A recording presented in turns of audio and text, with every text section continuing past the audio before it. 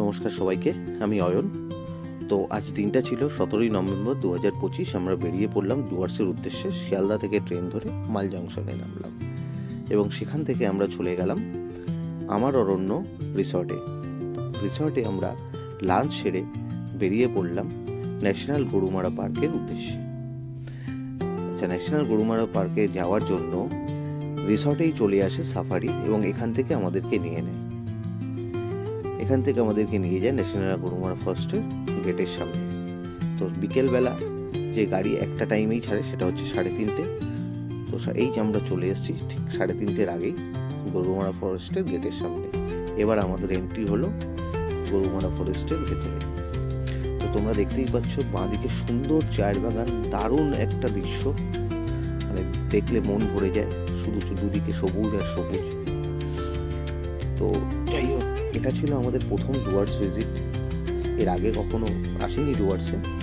তো ফ্যামিলির সবাই এসেছি, দারুণ ভালো লাগছে। মনে হচ্ছে খুব ভালো একটা অ্যাডভেঞ্চার আমাদের জন্য ওয়েট করছে। চলো বাকিটা দেখি, আমরা তোমাদের সাথে একসাথে সবাই মিলে দেখি। আচ্ছা, সেটা দেখার আগে দু একটা কথা বলে দিই। এই ডুয়ার্সের জঙ্গল 1949 সালে এটা অভয়ারণ্য হয়। তারপরে 1992 সালে এটা national Gorumara forest, Gorumara park হিসাবে ডিক্লেয়ার করে ইন্ডিয়ান গভর্নমেন্ট। তো ডুয়ার্সের জঙ্গল বিখ্যাত হচ্ছে কি জন্য সেটা জানি, আশা করি সবাই জানো, তবু একবার বলে দিই। এখানে তুমি এলিফ্যান্ট, রাইনোসরাস আর বাইসন এগুলো দেখতে পাবে। দেখো আর অনেক রকমের পাখি দেখা যায় এখানে। দেখো সামনেই দাঁড়িয়ে আছে ময়ূর। তো আমাদের গাইড দাদা বললো ময়ূরটা এবার জাম্প করবে গাছের ওপরে। চলো দেখে নেওয়া যাক জাম্পটা। ওয়াও, দারুণ। ময়ূর তো আগে দেখেছি, কিন্তু কোনো সময় জাম্প করতে দেখিনি এরকম গাছের ওপরে। দেখি আর কিছু করে কিনা।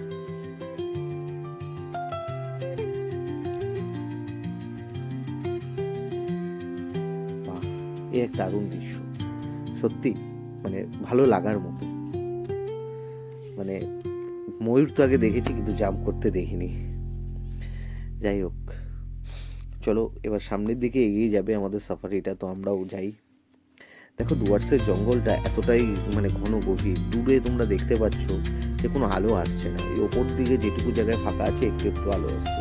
কিন্তু এই সময়টা যখন ছিল দুপুর 3:35-40 হবে এবং ভালোই রোদের আলো, মানে রোদটা ছিল তখনও, কিন্তু দিনের আলো, সূর্যের আলোটা এসে পৌঁছাচ্ছে না জঙ্গল ভেদ করে, এরকম একটা ব্যাপার। কিছু কিছু জায়গাতে একটু কম ছিল যে গাছপালা, সেখানটাতে থেকে আলো আসছে, পাখি আসছে। দেখো দূরে ভেতরে মনে হচ্ছে বিকেল সন্ধে হয়ে যাচ্ছে, আবার একটু আলো কোনো জায়গাতে আসছে।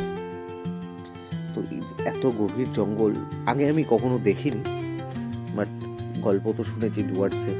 তো দেখা যাক কি অ্যাডভেঞ্চার হয়। আর আমরা যদি ইচ্ছা, মানে আমাদের আশা তো করি যে হাতি বা কিছু দেখতে পাবো, বা রাইনোসরাস বা বাইসন দেখতে পাবো। দেখা যাক কি হয়। দারুণ অভিজ্ঞতা হচ্ছে, ভালো লাগছে। এত গভীর জঙ্গলে আগে কখনো আসিনি। আমরা এগিয়ে যাচ্ছি। দেখছো দু সাইড থেকে এত গভীর জঙ্গল, মাঝখান থেকে সরু একটা রাস্তা যেখান থেকে সাফারি যেতে পারে। জেনারেলি এখানে কোনো নর্মাল মানুষ যখন ইচ্ছে খুশি ঢুকতে পারে না, এর একটা টাইমিং আছে, যদিও সেখানে সাফারি করেই আসতে হবে। হ্যাঁ, যারা বাকি এমনি বাইক ঠাইক নিয়ে যাতায়াত করে তারা হচ্ছে এখানকার মানে ফরেস্ট ডিপার্টমেন্টের লোকজন।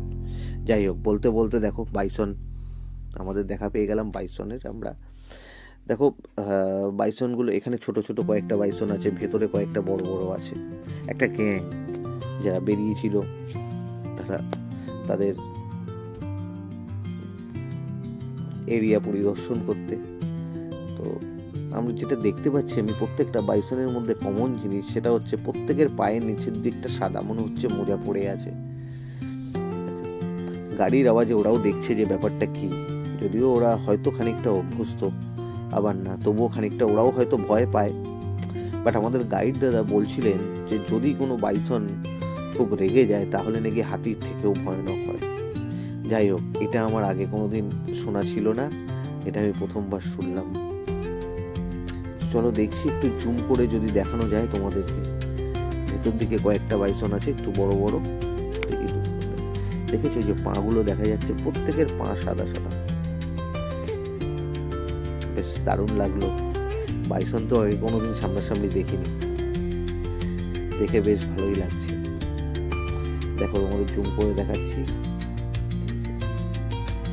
দেখতে পাচ্ছ বাইসন গুলো চলে যাচ্ছে, গাড়ির আওয়াজে ওরা একটু ভেতর দিকে চলে গেছে। যাই হোক, তাহলে খানিকটা তো সার্থক হলো, কি বলো তোমরা? চলো এবার সামনের দিকে যাই, দেখি আমাদের জন্য কি অ্যাডভেঞ্চার ওয়েট করছে। যদিও আমাদের যাত্রাটা যাত্রাপ্রসাদ ওয়াচ টাওয়ার পর্যন্ত, আমরা চলে এসেছি যাত্রাপ্রসাদ ওয়াচ টাওয়ারে।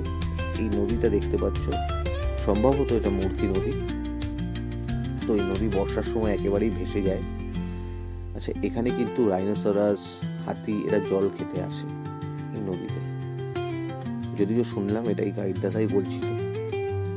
তো আমরা এই ওয়াচ টাওয়ার থেকে দেখতে পাচ্ছি, এখানে সামনে রাইনোসরাসও দেখা যাচ্ছে, দেখাচ্ছি তোমাদেরকে।